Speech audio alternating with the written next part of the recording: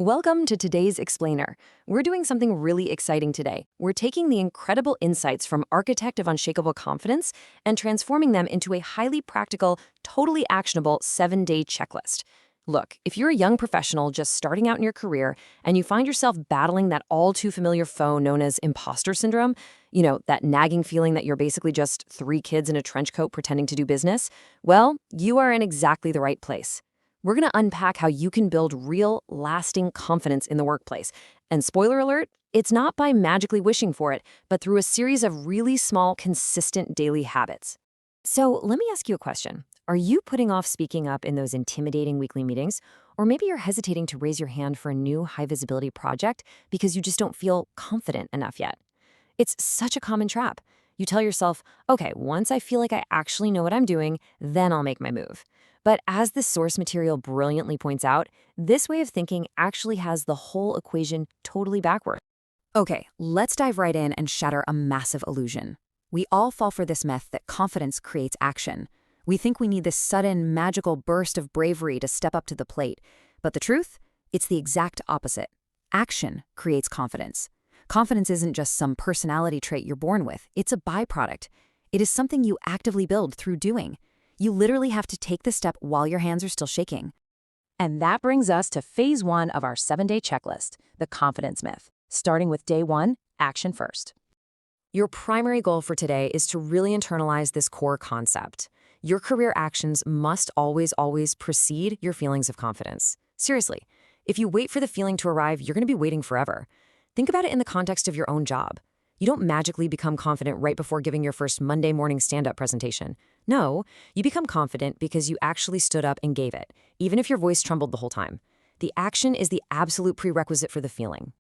Because here's the secret. By taking that terrifying first step, you earn a reward.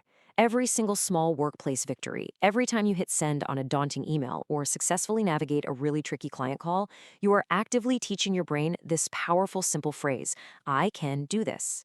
You're physically wiring your brain to expect success the next time around.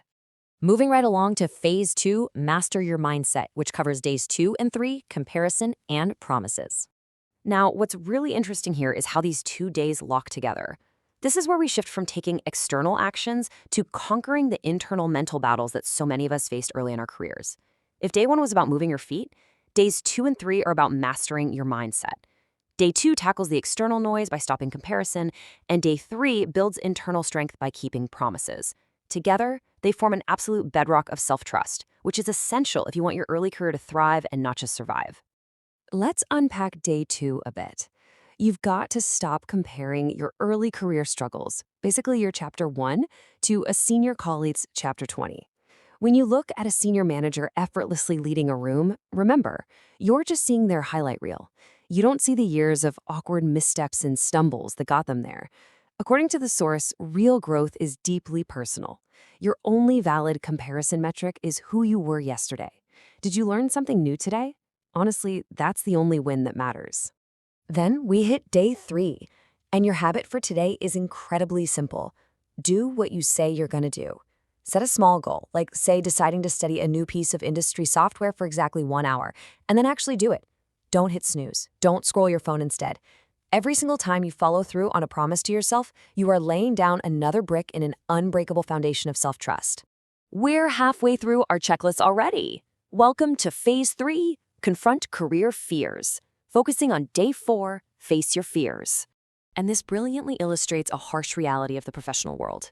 Workplace anxiety doesn't just disappear because you hide in the break room or turn your camera off on a Zoom call. It only disappears through action. Afraid of rejection when pitching an idea? Ask anyway. Terrified of failure on a new task? Try anyway. Nervous about public speaking? Speak. Courage in your career isn't the absence of fear. Courage is feeling the fear, acknowledging it, and deciding that your professional growth is simply more important than your temporary discomfort. Which brings us to phase 4, fuel your momentum, covering days 5 and 6, inner voice and wins. So at this point in the week, you've taken action and you've faced some fears. Now, to keep that momentum going so your confidence doesn't just spike and crash, but actually grows steadily over time, we have 2 critical tasks. Day 5 is entirely about how you talk to yourself, auditing that inner dialogue. And day 6 focuses on accumulating small, undeniable daily wins to physically prove to yourself that you are making progress. Let's break these down.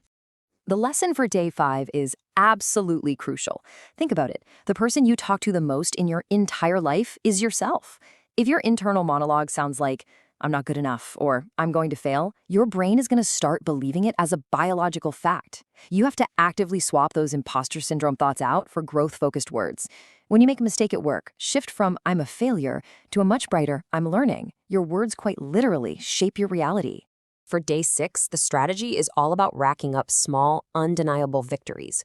Making your bed, finishing just one important task before you even check your email, getting a little exercise, reading a few pages of an industry article, or just learning a single new shortcut in Excel. Why do these matter? Because small wins create momentum. When you start your day with a win, you carry that energy straight into your next meeting. Momentum is the fuel that creates lasting confidence. Let's move to our final phase and see how this all builds together.